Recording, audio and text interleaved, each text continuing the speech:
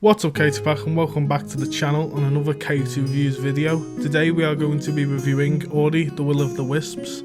Before we jump into today's video, I just want to say the support has been unreal and I appreciate all the support and feedback.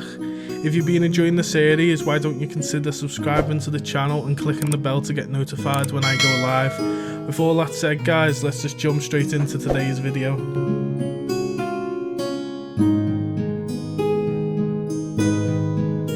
Just a little disclaimer guys, all the footage you're about to see was captured on PC and this review will be spoiler free, so don't worry about any spoilers.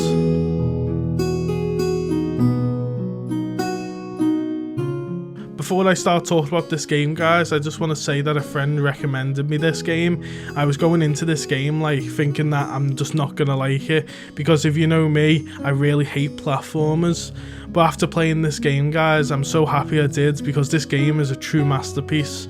With all that being said, what is Ori and the Will of the Wisps? Ori and the Will of the Wisps is a platform adventure game developed by Moon Studios and published by Xbox Game Studios.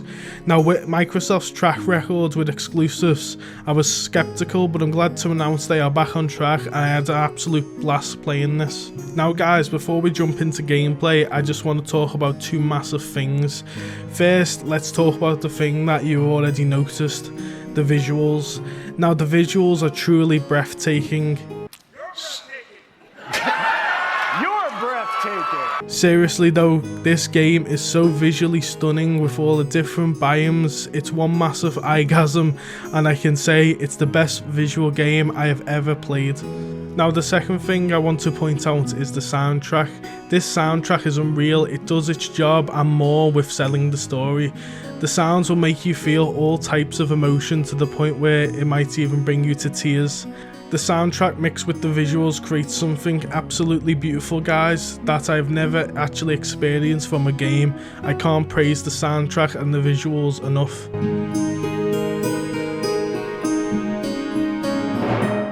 As you guys know, I don't recommend platformers with keyboard and mouse, but I can safely say scratch this for this game because it breaks the formula. This game is an absolute blast to play on keyboard and mouse. It was like the developers took the time to fully optimize it. There's keybinds and all that good stuff, but I didn't use them due to the fact that the controls were absolutely perfect. Now let's take a little time to talk about the skills and abilities. You get them through the light trees that are around the map. Every ability and upgrade feels well designed and advances the game in a well done way. Your abilities range from basic attacks to a massive hammer that can destroy breakable surfaces to get to secret areas. You can also get abilities for your movement like a dash and even a grapple. This is just a few of many upgrades. There's so much to play with here guys, and you will be wanting to get to the next tree just to see what you get.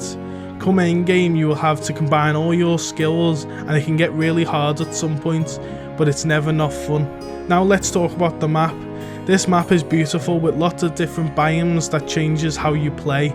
It is an open world, you can go anywhere and do anything as long as you have the right ability to do so. That means there's a lot of backtracking unfortunately. But as you backtrack, you think to yourself, let's go back to the secret that I've missed.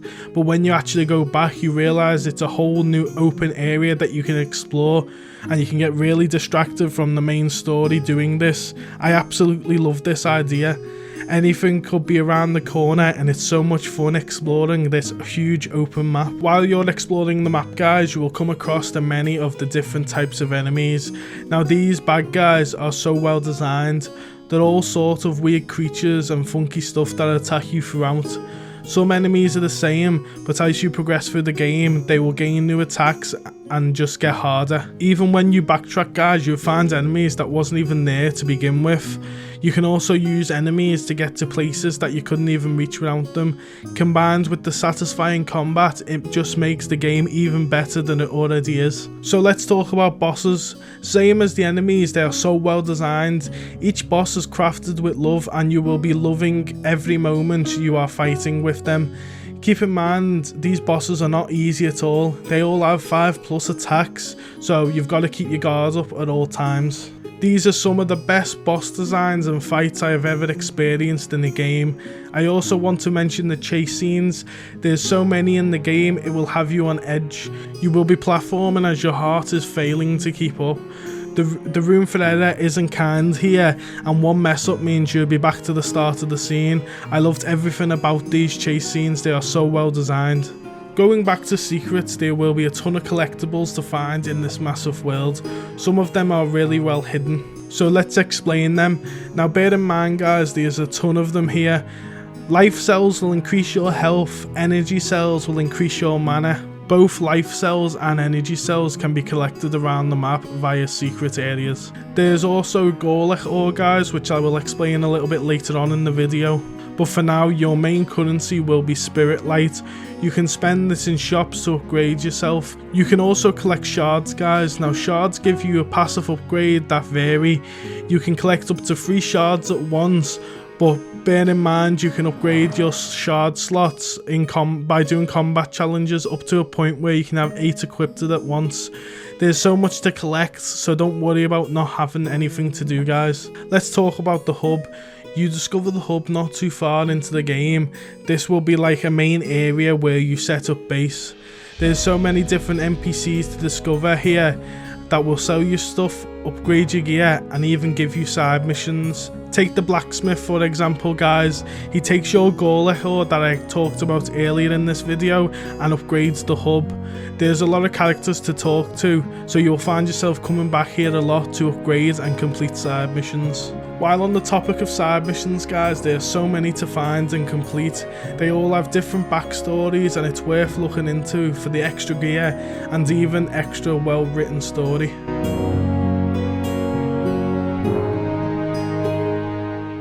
Now keep in mind guys, this will be a spoiler free video, so I can't dive too much into the story, but I will say this. This game will make you go through every type of emotion throughout the whole game. Before I start talking about the story guys, I just want to say, bear in mind when I read out the names of these characters, because you actually never hear them actually say the name. They're always like worded, so I might butcher some of the names here because they actually are quite weird ways of spelling names. But with that being said, let's talk about how the story begins. The game starts straight off the events of last game. Kuro egg hatches, giving birth to an owl they called Ku. Now Ku was born with a damaged wing and is unable to fly. In a turn of events, Gumo fixes Kuro's feather to Ku. Being amazed, Ku and Ori go on a flight for the very first time. Unfortunately, a storm separates them and brings them to the Naiwan. This is where Ori's adventure starts as you try to find the whereabouts of Ku. Now that's all I'm going to say on the story, but I totally love this story. Going back to what I said about the visuals and the sounds combined with the characters designs truly make a masterpiece here guys. This is totally worth your time. The story is around 12 hours long with tons of side stuff. I was satisfied all the way through, especially with the ending. With all that being said guys, let's just get straight into the final verdict.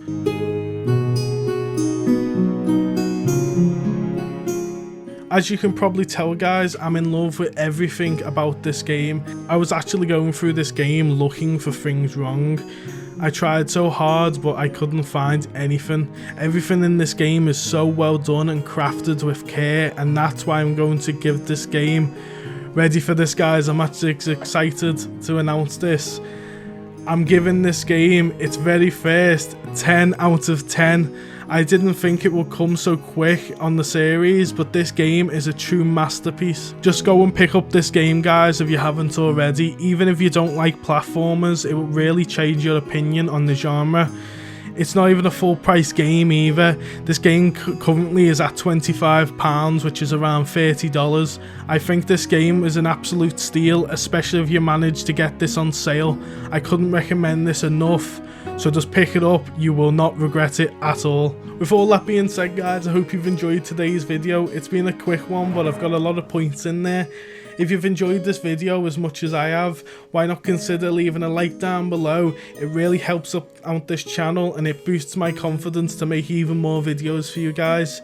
Now, with that being said, I will leave a Coyote reviews playlist down in the description below if you want to go and watch any other of my reviews. With all the support of this channel, it's been amazing and I can't thank you guys enough, and I'm so excited for my next video. With all that being said and done, I hope to see you guys on my next video. Peace!